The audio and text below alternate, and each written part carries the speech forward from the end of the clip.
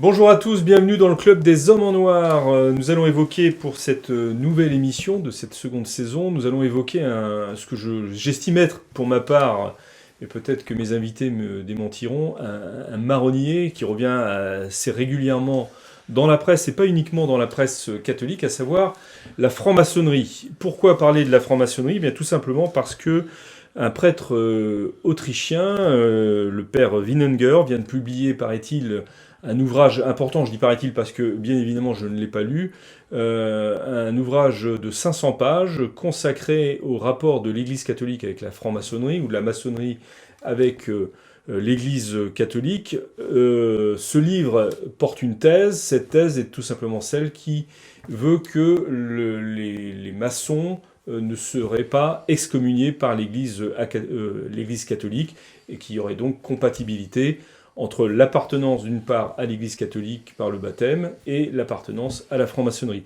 Alors pour en parler aujourd'hui avec moi, autour de moi, et avec beaucoup plus de compétences que je ne peux en avoir, j'ai le plaisir d'accueillir l'abbé Grégoire Sellier, le père Jean-François Thomas et l'abbé de Tanoirne, Guillaume de Tanoirne. Merci messieurs. Alors, est-ce que d'abord ce sujet, vous personnellement, ça vous intéresse ? Ou est-ce que vous estimez, comme je viens de le faire il y a un instant, c'est un peu... je parle de la franc-maçonnerie en général, même avant les rapports avec l'Église catholique. Est-ce que vous estimez que c'est un sujet qu'on a déjà abondamment traité et qu'il n'est pas vraiment utile d'y revenir? Allez, La création de la franc-maçonnerie signifie, c'est une des premières marques de l'ère post-chrétienne dans laquelle nous avons fini par entrer. Et donc, au début du XVIIIe siècle, il s'est agi de proposer une sorte de christianisme laïque, où un certain nombre de valeurs du christianisme se retrouveraient, mais sans l'Église et sans les clercs. Mais est-ce que ça vous intéresse, vous, ce sujet? Alors, cette question m'intéresse, évidemment. L'ère post-chrétienne vous intéresse, ça on le sait, évidemment. Oui, de l'élaboration d'une nouvelle solution spirituelle. Je crois qu'on peut pas être catholique et ignorer cette nouvelle version, cette version light, infiniment light, du christianisme qu'est la maçonnerie. Mais il y a un deuxième point, c'est la diversité des obédiences qui fait qu'on ne parle pas toujours de la même chose quand on parle de franc-maçon sans préciser. Bien sûr. Il y a des obédiences spiritualistes où on prête serment sur l'évangile de Jean. Il y a des obédiences anti-spiritualistes, comme en France le Grand Orient. On en parlera. Où il n'est plus obligatoire de croire en Dieu depuis 1876, je crois.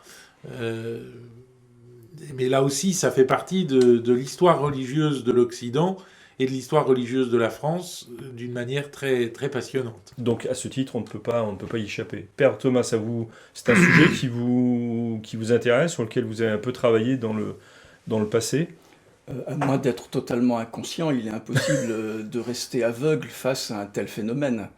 Et la franc-maçonnerie en tant que telle, alors ces différentes obédiences, les rites, etc., ça ne m'intéresse pas particulièrement. En revanche, le courant de pensée que cela représente, l'influence politique et religieuse qu'a eu et que continue à avoir ce mouvement, cette famille, m'intéresse beaucoup parce qu'on en voit déjà les traces. Alors évidemment, en 1717, c'est la première création officielle d'une loge en Grande-Bretagne, comme par hasard, donc un pays protestant anticatholique. Mais on en voit déjà les prémices à la fin de la Renaissance et puis au XVIIe siècle avec le libertinage érudit. Donc voilà, il y a déjà des avancées vers ce que M. l'abbé appelait une religion non chrétienne ou post-chrétienne. Un christianisme sans Christ. Voilà, un christianisme sans Christ. Donc voilà, aujourd'hui, un catholique ne peut pas faire l'économie de se pencher sur à la fois l'origine d'un tel mouvement et puis aussi sur les conséquences non seulement de l'appartenance à de tels mouvements, mais les conséquences pour la vie politique et sociale de chacun.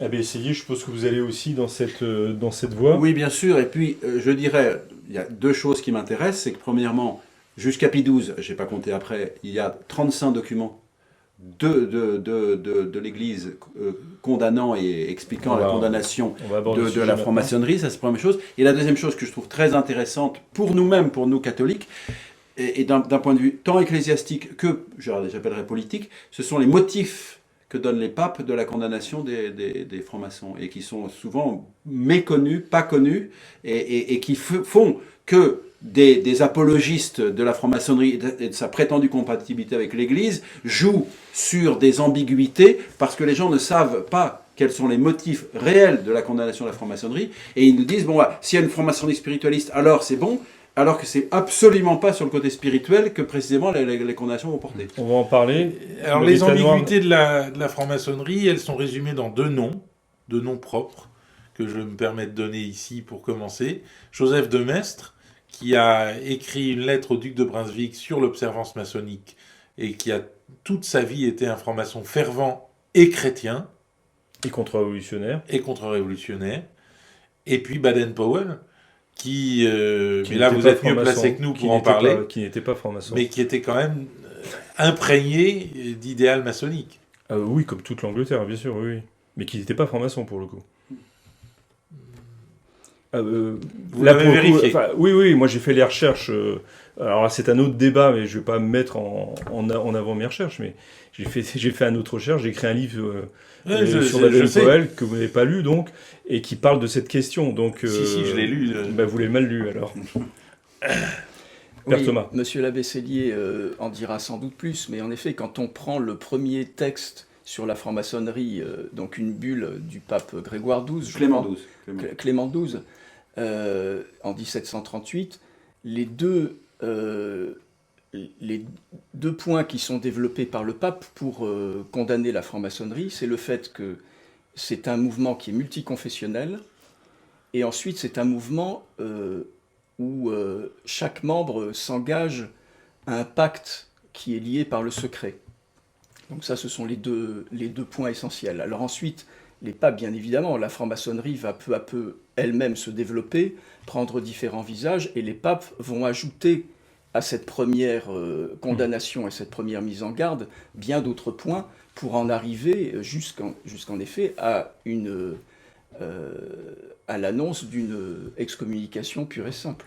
Alors, je vous entends tous depuis le début de cette émission. Il semblerait acquis pour vous que les choses soient claires. On ne peut pas être franc-maçon et catholique. Le père Wieninger, dans sa thèse, dit que tout cela repose sur un malentendu. C'est-à-dire que l'Église catholique aurait mal saisi ce qu'était réellement la maçonnerie, ou aurait eu, pour des raisons politiques, serait intervenu donc pour des raisons politiques, en voyant, effectivement, vous l'avez d'ailleurs un peu dit d'une autre manière, en voyant dans la maçonnerie une église concurrente, et de ce fait-là, aurait posé des interdictions qui reposeraient finalement donc sur des malentendus, puisqu'on irait tous de manière différente, mais dans la même direction.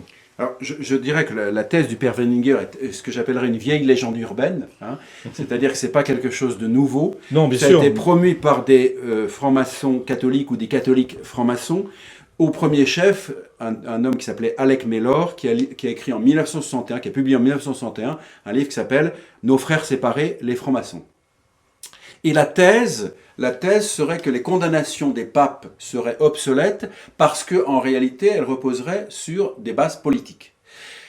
Alors, Alec Mellor s'appuie sur 8 mots de la première condamnation de Clément XII, n'est-ce pas, in eminienti, où Clément XII donne les deux principaux motifs que le père vient de rappeler. C'est des hommes de toute secte et de toute religion qui se rassemblent. Et deuxièmement, il y a ce secret qui rend imperméable tant pour la société civile que pour la société religieuse. C'est ça les motifs. Et le pape rajoute, c'est une clause de chancellerie habituelle, et pour d'autres raisons connues de nous. 8 mots. Hein, pour d'autres raisons connues de nous. Alors Alec Mellor, a sur cette base-là construit un roman policier qui dit en fait c'était à cause du jacobisme, c'est-à-dire des problèmes de succession de la monarchie britannique, et que c'était ça les vraies raisons, parce que certains étaient pour, certains étaient contre dans les loges, etc. Et que donc, puisque c'est une question de succession au trône britannique qui est complètement obsolète, donc les condamnations sont obsolètes, etc. Donc premièrement, le pape ne dit qu'une petite incise qui n'a pas de portée, et il donne les vrais motifs. Et ensuite, il y a 34 autres documents qui tous reprennent de façon systématique, même si, effectivement, en fonction de telle ou telle expansion de la maçonnerie, par exemple, il y a un document complet sur le carbonarisme, qui était au 19e siècle en Italie très puissant, etc. Donc il va y avoir d'autres motifs pour telle ou telle maçonnerie particulière, mais fondamentalement, les papes ont toujours donc donné les deux motifs principaux, c'est-à-dire l'union de gens de toute secte et de toute religion qui entraîne l'indifférentisme et le naturalisme, et deuxièmement, qui est peut-être le motif que j'appellerais politique le plus intéressant. Quand je dis politique, c'est-à-dire vraiment vis-à-vis de la cité, c'est-à-dire, il dit, il est anormal et condamnable de se soustraire de façon méthodique et systématique à l'autorité ecclésiastique et à l'autorité civile, et à l'autorité, je dirais, de la société civile. Pourquoi ? Parce que, eh bien, comme dit notre Seigneur, ce qui est bien se fait dans la lumière. Il peut y avoir des sociétés discrètes, c'est-à-dire qui, pour telle ou telle action, ne le disent pas à tout le monde, comme les services dits secrets. Mais les services secrets, ils sont contrôlés par le gouvernement, il y a des commissions qui vérifient, qui font des choses, bon, en tout cas dans les règles, même si c'est pas dit à tout le monde, parce qu'effectivement, il y a des moments où je prépare une chose, je ne vais pas le publier, mais une société secrète, c'est-à-dire je m'engage à garder le secret sur des choses que je ne connais pas, puisque je ne suis pas encore initié, sans savoir si c'est bien ou mal, ça, dit le pape, c'est immoral. Ces deux raisons sont celles qui vous semblent aussi les Abeta Noir, les véritables raisons. Historiquement, ce sont les raisons qui ont été avancées. Est-ce qu'elles vous semblent en 1738, pertinentes dans la bulle In Eminenti, ça ne nous rajeunit pas quand même. Et je pense qu'aujourd'hui, on a beaucoup d'autres raisons d'être opposés à la franc-maçonnerie, en particulier nous Français, puisque la franc-maçonnerie s'est lancée dans un combat anticlérical et anti-catholique en réalité, qui est un combat viscéral, extrêmement profond. Et qui se manifeste de quelle manière ? Alors, le Grand Orient de France est né, il est né avant la Révolution, avec comme grand maître le duc d'Orléans, et il comptait toutes les élites françaises à l'époque. La duchesse de Lamballe, par exemple, la pauvre, ça lui a pas réussi pendant la Révolution, puisqu'elle a été écorchée vive par les révolutionnaires en 1789, 90. En tout cas, au début de la Révolution, avant la terreur. Avant la terreur, oui. Donc, on ne peut pas trop idéologiser la maçonnerie du XVIIIe siècle, même si le père Baruel le fait, par exemple. Alors, le père Baruel, l'abbé Baruel le fait. Est-ce que vous pouvez rappeler qui il est ? Je ne sais pas si vous diriez le père Baruel ou l'abbé Baruel, si vous le considérez comme jésuite ou pas. Non, il ne l'était plus. Oui. Oui, il a quitté la compagnie de Jésus. Et donc, deux mots, allez, c'est pour vous, ça. Donc, l'abbé Baruel était un ancien jésuite, donc il a cessé d'être jésuite à la suppression de la compagnie de Jésus, tout simplement, et donc qui a écrit un livre qui s'appelle « Mémoire pour servir à l'histoire du jacobinisme », dans lequel il donne comme cause principale de la Révolution française et de ses destructions antichrétiennes, les sociétés secrètes, disons. Principalement la maçonnerie. Donc. Voilà, donc la maçonnerie qui est la principale des sociétés secrètes. Les académies aussi. Voilà. Mais encore une fois, dans le Code de droit canonique de 1917, ce sont les sociétés secrètes qui sont visées. Alors le père Weninger dit oui, mais la franc-maçonnerie n'est pas une société secrète. C'est une société secrète puisqu'on promet le secret avant de savoir de quoi on parle, n'est-ce pas ? C'est ça la question. C'est une société qui est connue, la franc-maçonnerie est connue, on connaît mais on s'engage... Comme société secrète, à Paris, il y a un musée de la franc-maçonnerie, oui, c'est quand même étonnant. La société secrète... Il y a des journaux maçons qui sont accessibles. La société secrète n'est pas une société qu'on ne connaît pas, c'est une société où on prête serment de garder le secret sur des choses qu'on ne connaît pas. Ouais, je veux dire, c'est ça la définition de la société secrète. On prête serment de garder le secret sur des choses qui sont peut-être mauvaises et qu'en tout cas, la société civile et la société ecclésiastique ont le droit de savoir de façon légitime, par la justice, au moment où il y a une enquête de justice, etc. Alors que là, on prête serment de ne jamais rien dire, même devant la justice. Moi, je voudrais revenir au problème français, qui est quand même spécifique. Et la maçonnerie française s'est exportée ensuite, en particulier dans le monde latin. Et africain. Et africain, mais c'est encore autre chose en Afrique, la maçonnerie.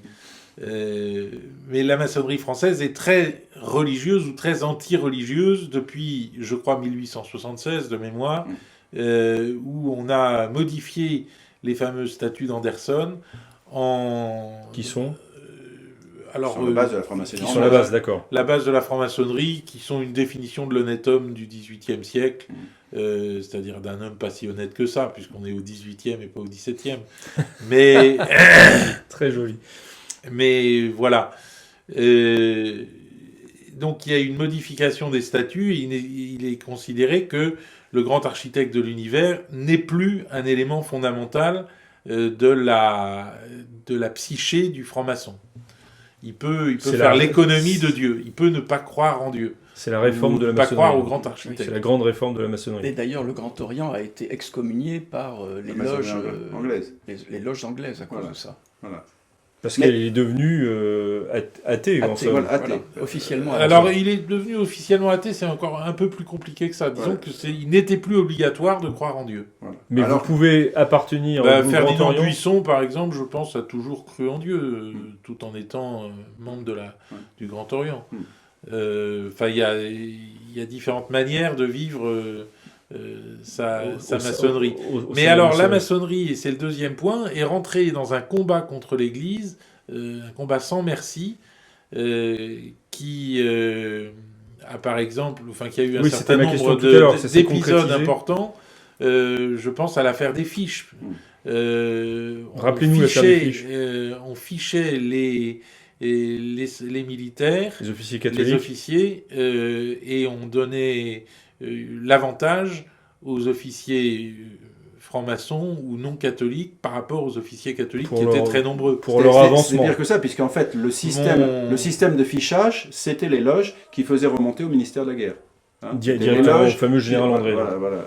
Votre grand-père, peut-être ? Voilà, oui. Non, mon grand-père, à qui on demandait quels étaient les officiers qui allaient à la messe, dit, comme je suis au premier rang, je n'ai pas l'habitude de me retourner pendant la messe.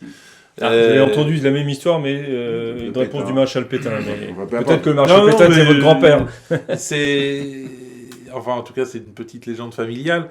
Mais je crois quand même qu'il y a là une dimension extrêmement douloureuse, en fait, de la franc-maçonnerie française. Je vais me faire l'avocat du diable, et c'est peut-être le cas de le dire, mais est-ce que la maçonnerie c'est pas mise à lutter contre l'Église parce que justement l'Église l'avait condamné en raison des deux critères que nous a signalé je ne crois pas. L'abbé Sellier. Ce combat contre l'Église le cléricalisme, voilà l'ennemi de Gambetta. Est un combat... C'est bien après, justement, c'est bien après la création de la maçonnerie, ça. C'est fin du 19e siècle. Oui. Mais c'est la création du Grand Orient de France dans sa spécificité et sa condamnation par les loges anglaises. C'est exactement ce que je veux dire. Est-ce que c'est pas... ce combat anticlérical ne naît pas en réaction contre la condamnation de l'Église ? Non, parce que vous avez déjà du franc-maçon chez Voltaire, qui combat l'infâme. Il y a vraiment une parenté. La franc-maçonnerie n'est pas née comme ça de rien. Elle a été préparée par les salons, par les académies, par les philosophes des Lumières. Donc la franc-maçonnerie, c'est un fruit. Et donc à partir du moment où ce fruit a pu être institutionnalisé et a pu se développer dans un pays où il n'y avait plus en effet ni référence à Dieu, ni référence au roi, donc la France. Oui, la France, c'était la porte ouverte à l'anticléricalisme absolu et qui prend cher avec la Troisième République. Mais on est actuellement les héritiers directs de cette Troisième République parce que la République, la Cinquième République, n'a pas changé sa manière de faire par rapport à la Troisième République en ce qui concerne ses liens avec la franc-maçonnerie. Qui dirige la France? Est-ce que ce sont des hommes politiques ou bien des francs-maçons qui sont hommes politiques? En tout cas, le lien entre les deux est constant et les allées et venues entre les loges franc-maçonnes et les sphères du pouvoir politique sont constantes. Oui, disons que la maçonnerie constitue un lobby et un réseau d'influence extrêmement important. Mais ce n'est plus forcément le seul aujourd'hui. Mais on ne peut pas dire qu'on soit dans une république maçonnique comme on l'était au début du XXe siècle, où là, tous les efforts de la République étaient tournés contre l'Église, avec les lois contre les écoles catholiques et contre les religieux. Deux petits points historiques. Enfin, Oui, un premier point historique par rapport à Joseph de Maistre ou d'autres. Il faut rappeler que les condamnations romaines n'étaient pas reçues dans le royaume de France, tout bêtement. Hein. Et donc, effectivement... C'était un Savoyard, Maistre. Oui, mais je veux dire, il était dans la sphère d'influence. Donc, si vous voulez... Il ne faut pas dire que Maistre était un sujet du roi de France. Non, mais je veux dire, dans la sphère d'influence, si vous voulez, mais ça n'était pas reçu dans certains royaumes. Et les papes, c'est ça qui est très intéressant, dans les documents des papes, ils font appel aux gouvernants, puisqu'il leur dit, attention, ça vous concerne au premier chef. Nous aussi, on est concernés comme Église, mais vous, en tant qu'institution... je dirais politique, vous êtes concerné au premier chef parce que c'est une institution subversive qui va vous renverser. Et prenez les moyens. Et un certain nombre de rois ou d'institutions n'ont pas pris les moyens et ont été balayés. Il ne faut pas oublier que la monarchie française, la monarchie savoyarde, toutes ces monarchies ont été balayées par justement ce côté franc-maçon. Alors, pour en revenir aussi à M. l'abbé de Tanoirne, il parle de la situation française avec... Je trouve que vous créditez la maçonnerie de beaucoup de choses dont elle n'est pas forcément directement responsable. Il y a l'esprit du temps qui est... Non, mais le pape n'a pas dit qu'il y avait que ça. Il a dit, si vous laissez se développer la maçonnerie, vous en payerez les conséquences. Et de fait, ils en ont tous payé les conséquences. Ça ne veut pas dire que c'est seulement la maçonnerie qui a détruit les royaumes. Mais personne n'imagine l'Europe d'aujourd'hui à l'image de l'Europe de la fin du XVIIIe siècle. Non, mais on n'a jamais dit ça. Mais cela dit, c'est comment dirais-je, ces institutions politiques qui ont laissé se développer ces officines anti-chrétiennes et anti-catholiques, je dirais, ça a infusé dans la société et ça a produit des révolutions, tout simplement. Mais vous voulez dire que l'état d'esprit qui s'est diffusé dans le peuple, dans la bourgeoisie, etc., au cours du 18e et du 19e en partie siècle, vient de la maçonnerie. vient de la maçonnerie. En partie vient de la maçonnerie, oui, c'est ça. Moi, je dirais à travers quel canot, alors? Parce que les loges étaient puissantes, elles étaient organisées, elles recrutaient ce qu'on pourrait appeler une sorte d'élite qui ensuite diffusait. Vous avez par exemple, après Napoléon, les loges militaires étaient extrêmement puissantes, hein, et ont je dirais vraiment ennuyé la Restauration de façon très active. Vous avez ensuite la Troisième République, c'est effectivement la République dite des Républicains, c'est une République à ossature maçonnique. Vous avez à peu près la moitié des ministres qui sont ouvertement francs-maçons et l'autre moitié qui est inspirée d'esprit maçonnique. Donc effectivement, la maçonnerie a eu un grand... En tout cas, les papes ont averti à de nombreuses reprises les institutions politiques de combattre la maçonnerie parce qu'ils allaient en subir la conséquence. Je crois qu'il faut quand même bien distinguer la Troisième République, qui est un moment où la maçonnerie est absolument reine. Nous avons éteint dans le ciel des étoiles qui ne se rallumeront jamais, hein, disait Viviani. Ancien catholique, ancien démocrate chrétien. Et puis, mais franc-maçon, justement. Et puis, l'évolution de la situation de l'Europe au moment de la Révolution française, qu'on ne peut pas attribuer entièrement à la maçonnerie. J'ai pas dit entièrement, j'ai dit les papes ont mis en garde, mais ils n'ont pas mis en garde que sur ça. Le deuxième point, par rapport à la thèse du père Weininger, c'est que effectivement, la situation française est très anticléricale. Beaucoup de maçonneries à travers le monde sont des maçonneries, disons, spiritualistes, mais que la condamnation de l'Église ne porte pas sur spiritualisme ou anticléricalisme, qui est un motif de plus si c'est l'anticléricalisme, mais bien sur les deux motifs principaux. Sur les deux autres motifs que vous avez évoqués. Alors peut-être le père Thomas qui voulait intervenir. Oui, je voulais rappeler quels sont les trois grands principes de la franc-maçonnerie. C'est la recherche de la vérité, la réflexion sur la morale et la pratique de la solidarité. Alors, recherche de la vérité, la franc-maçonnerie n'avait pas besoin de la rechercher très loin, la vérité. Elle était déjà au sein de l'Église catholique. Et c'est d'ailleurs bien pour cela que l'ennemi à abattre, c'était l'Église catholique. Quand on reprend les condamnations vis-à-vis de la franc-maçonnerie, bizarrement, la plupart des condamnations viennent de l'Église catholique, parce que c'est la cible de choix. Les protestants, il y a eu quelques réactions, mais très peu. Les musulmans, très peu de réactions. Les juifs, aucune réaction. Donc on peut quand même se poser la question. Il n'y a pas de magistère non plus dans la tout à plupart fait, de tout à fait, mais même en en tant que voix individuelle, il y a très très peu de réactions. La réflexion sur la morale, la franc-maçonnerie n'a pas besoin de réfléchir sur la morale, puisque c'est elle qui l'a fait. Depuis la Troisième République, c'est la franc-maçonnerie qui est à l'origine de toutes les lois qui touchent à la morale sociale, à la morale civile de la France. Alors ce qui reste, et qui est une caractéristique en effet, c'est la pratique de la solidarité. Et on voit que cette pratique de la solidarité marche très très bien pour la franc-maçonnerie, puisque la franc-maçonnerie, et c'est sa force, est présente dans toutes les couches de la société, pas simplement les élites. C'est là où la franc-maçonnerie est très intelligente. Elle recrute dans toutes les couches, y compris les couches les plus basses. Mais vous croyez vraiment que la maçonnerie française à l'heure actuelle a une place aussi importante dans la société qu'elle a pu l'avoir, mais considérable, mais pas avec... considérable, mais qu'on peut vérifier à l'aide de chiffres ou d'enquêtes ou de... Alors c'est très compliqué de vérifier. vérifier. Mais justement, sur quoi s'appuie-t-on pour dire que c'est... Avec le résultat des lois, par exemple. Enfin, on sait très bien que c'était la franc-maçonnerie qui était à l'origine de toutes les lois de bioéthique, et qu'actuellement, la franc-maçonnerie, elle ne s'en cache pas d'ailleurs, réfléchit en effet sur les lois à mettre en œuvre pour l'euthanasie et pour la GPA, etc. Donc, dans les ateliers... Oui, mais elle joue le rôle de lobby.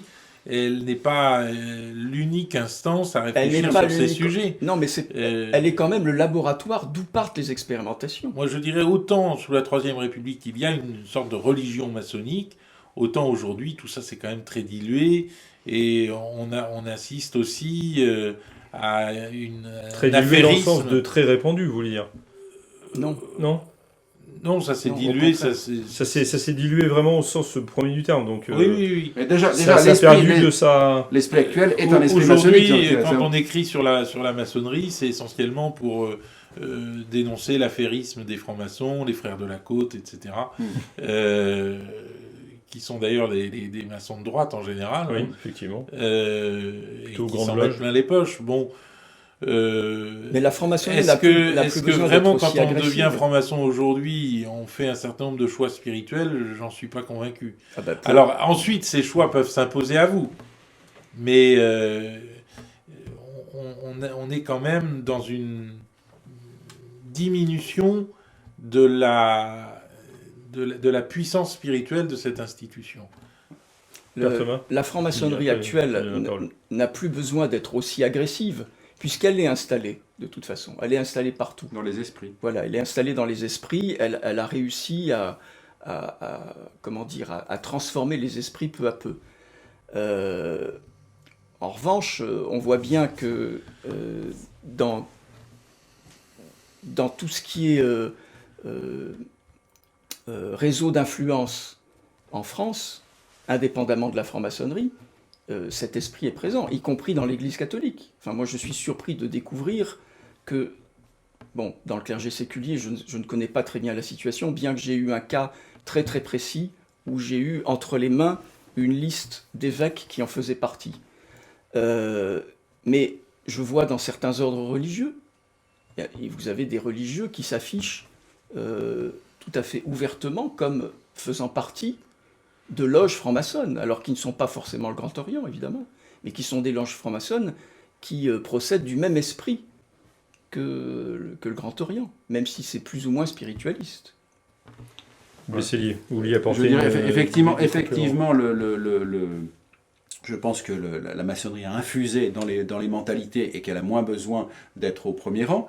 Par ailleurs, je pense aussi, et là je rejoins l'abbé de Tanoirne, que la destruction du militantisme, on va dire, par l'individualisme, qui est une caractéristique, fait que même ces institutions-là sont plus ou moins, je dirais, sont plus ou moins désertées, ou quand elles ne sont pas désertées, on est moins investi, on est juste là pour le coup à boire ou pour écouter. Par exemple, les gens font moins facilement des exposés, alors que ça fait partie de leur travail, parce que c'est du boulot, les gens n'ont pas envie de s'embêter, si vous voulez. Donc effectivement, la crise du militantisme dans son ensemble affecte aussi la maçonnerie, comme elle affecte l'Église, comme elle affecte les institutions, les partis politiques, etc. Mais je pense que tout simplement, la maçonnerie a vaincu, donc elle n'a plus besoin de faire... Mais en revanche, ils préparent toujours, effectivement, ces lois de bioéthique dans leurs ateliers, et quand vous voyez les rapporteurs, Cavaillette, etc., c'est presque tout le temps des francs-maçons, parce que la franc-maçonnerie a préparé les dossiers, a préparé les choses et a apporté l'argumentaire. Ensuite, c'est voté par des gens qui ne sont pas forcément des francs-maçons, mais qui sont complètement d'esprit franc-maçon, parce que toute la prétendue défense de la laïcité permanente aujourd'hui, c'est un thème purement maçonnique, c'est tout. Donc ils ont... Si je vous entends bien. Qu'est-ce que c'est la défense de la laïcité aujourd'hui, actuellement, dans un monde où l'islamisation touche à des régions entières ou à des départements entiers du pays? C'est quand même difficile. Non, mais attention, je ne dis pas que je dis que la défense, si vous voulez, le recours systématique à la notion de laïcité, c'est une notion maçonnique. Mais après, la laïcité est une notion chrétienne dans son nom même, puisque voilà. Qu'est-ce que c'est qu'un laïc? C'est quelqu'un qui n'est pas prêtre. Voilà, je suis d'accord. Non, mais la laïcité dont on parle, c'est la laïcité non, mais maçonnique. Autant il y a eu une laïcité agressive et antichrétienne sous la Troisième République, autant je crois qu'aujourd'hui, quand on invoque la laïcité, on veut avant tout se protéger d'une religion hégémonique qui agit dans la société, justement. Mais le problème, c'est qu'on se réfère à des notions maçonniques pour essayer de combattre l'islam, et que ça ne fonctionnera pas. Ce ne sont pas des notions maçonniques. La laïcité n'est pas entièrement... Quand on voit le nom laïcité, le nom laïcité en France, c'est la maçonnerie. Quand on parle des valeurs de la République, on ne fait pas, et sous-entendu la laïcité, on ne fait pas référence à l'origine, là vous avez raison, du mot laïque et de la place des laïcs.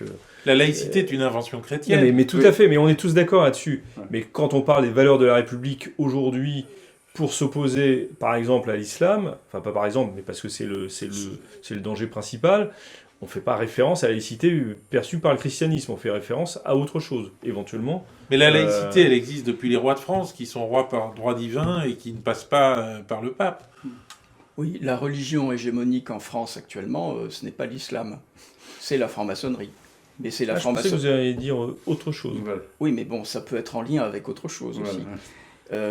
Mais c'est la franc-maçonnerie qui, je crois, a peur, en effet, de l'islam, parce que l'islam est très imperméable à la franc-maçonnerie.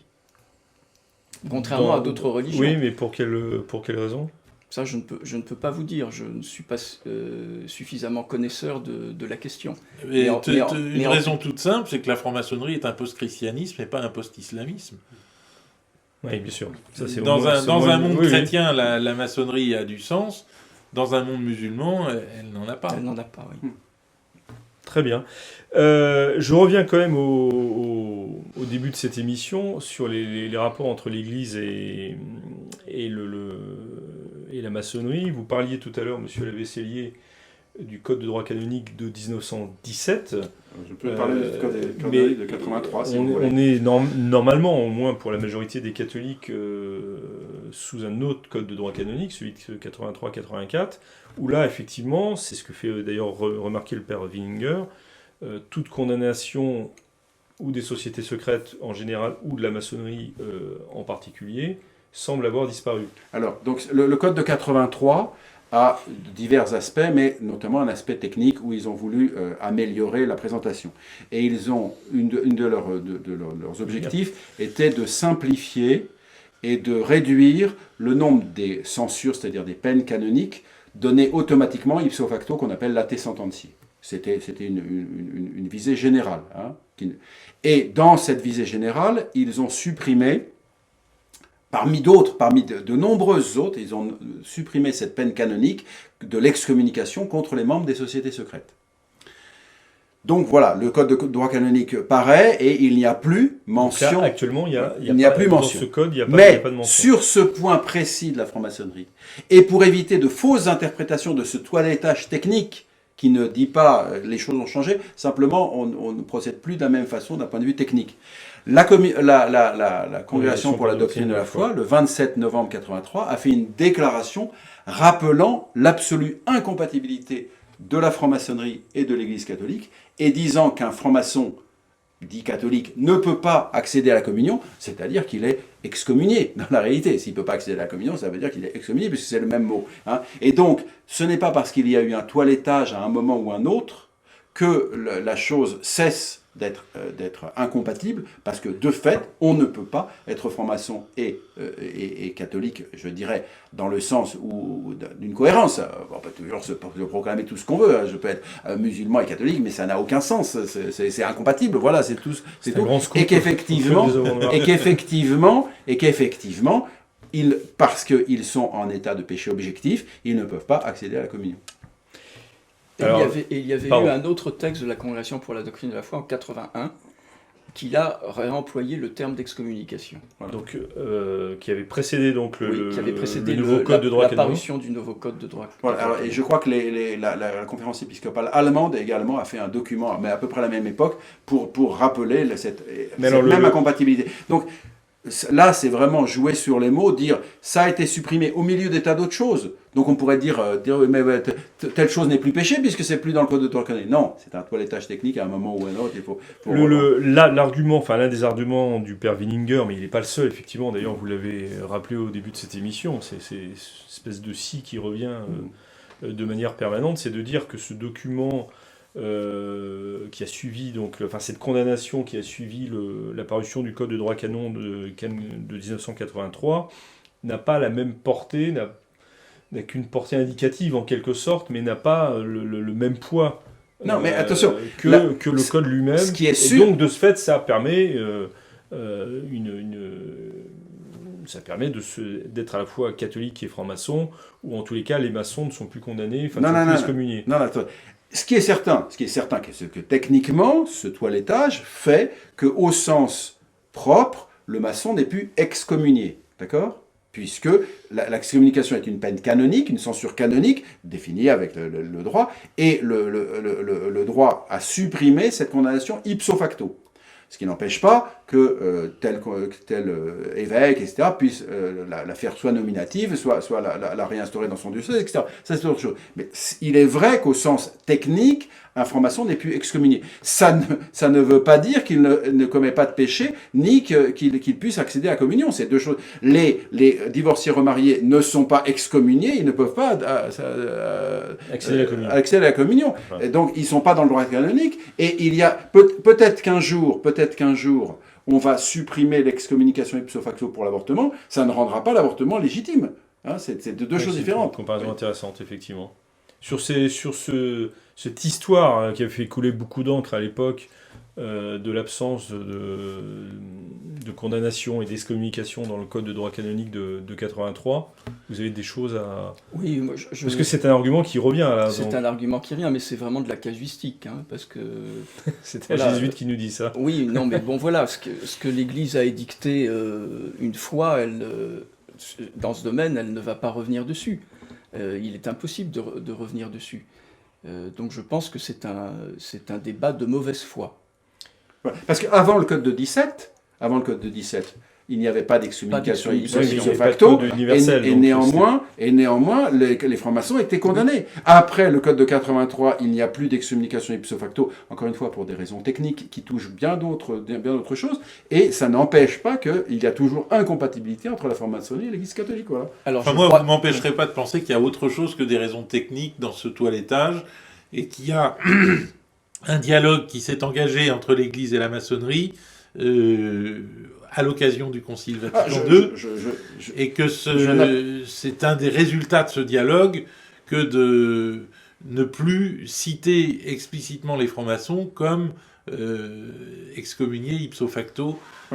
Je ne soutiens pas le code de 83. Appartenance même. Donc, voilà. Je ne soutiens pas le code de 83, mais je pense qu'au départ, il y avait une démarche technique parce qu'il y a bien d'autres censures qui ont été modifiées ou supprimées. En fait, vous rappelez l'argument qu'on donnait. Voilà. Il y a des censures qui ont été maintenues. Voilà, maintenant, je pense qu'elle aurait dû être maintenue. Je pense qu'elle aurait dû être maintenue. Que le cardinal Ratzinger, le 27 novembre 1983, manifeste qu'il n'était pas trop heureux que ça ait été supprimé. Mais bon, ça c'est un fait, je ne vais pas le changer. Père Thomas, vous vouliez ajouter un mot sur ce sujet ? Oui, c'est vrai que Jean XXIII a été le premier pape à inviter au dialogue avec les francs-maçons. Et il y avait eu à cette époque, du côté de la franc-maçonnerie, notamment du côté évidemment des catholiques francs-maçons, une très grande espérance, mais qui est tombée à l'eau, et qui est tombée à l'eau au moment de la parution du nouveau code de droit canonique, puisque justement, bon, même si l'excommunication n'est plus citée expressément, il y a la condamnation qui subsiste, et qui est tombé encore plus à l'eau avec la parution du texte, je me souviens très bien, Dubry qui avait fait ce texte du cardinal Ratzinger. Énorme, oui. Bon, même si là encore, le mot excommunication en tant que tel n'est pas prononcé. Donc on voit bien que la position de l'Église, en fait, n'a pas changé. Même si, entre-temps, il y a eu cette proposition d'avancée. On a l'impression quand même que l'Église aujourd'hui a du mal à dire les choses de façon nette et précise. Oui, mais pas uniquement dans ce domaine. Oui, non, mais pas uniquement dans ce Voilà. domaine, mais ça entretient une espèce de confusion. Oui, bien sûr. Oui. Et je rebondis sur ce que disait l'abbé Tanoir. Vous pensez que c'est, alors je ne sais pas si je vais employer les bons termes, mais que c'est un des fruits du Concile, ce désir de dialogue avec la maçonnerie, manifestement, ou pour le moins la confusion vous qu'il y citiez a. Alec Mellor tout à l'heure, qui a été entendu par les pères conciliaires et qui est représentant d'une maçonnerie éclairée spirituellement, christianisante, etc. Donc il y avait cette volonté au moment du concile d'unir. Ce qui nous unit est plus important que ce qui nous divise, comme dit Nostra Aetate. Ce qu'on dit vis-à-vis des religions non chrétiennes, dans Nostra Aetate, ce qui nous unit est plus important que ce qui nous divise, on le dit aussi aux francs-maçons. C'est une... Est-ce que la maçonnerie est dans ce cas-là considérée par les instances de l'Église comme une autre religion ou comme juste un courant de pensée ? Je pense comme une spiritualité. Un courant spirituel et philosophique, oui, je pense plutôt. Donc on entre aussi en dialogue avec ceci. Avec ce courant qui a marqué l'histoire de l'Occident.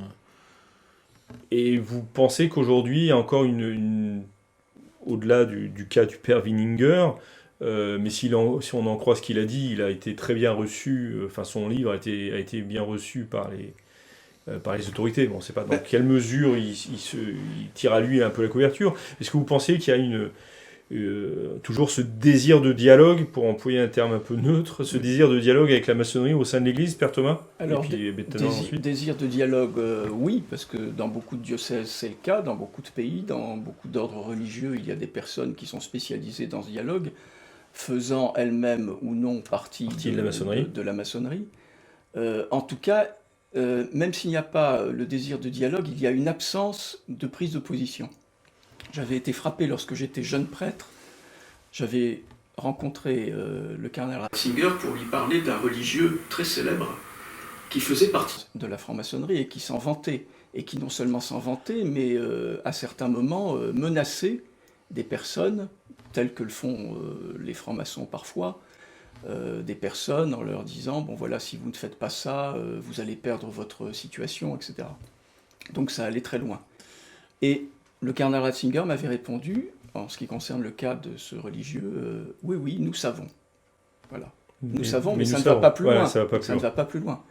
Donc il y a une sorte d'aveuglement, et l'Église catholique, pourtant, depuis maintenant plusieurs siècles, a souffert des attaques suffisamment de la franc-maçonnerie pour ne pas être naïve. Donc pourquoi ce revirement ? Est-ce que pour tendre l'autre joue ? Je ne pense pas.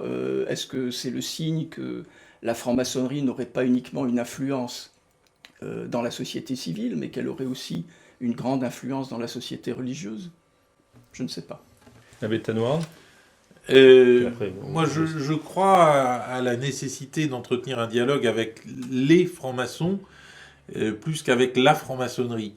Le dialogue avec la franc-maçonnerie consiste toujours pour l'Église à faire son mea culpa. Comment ai-je pu condamner une instance aussi bénéfique pour l'humanité, etc. C'est pas l'objectif.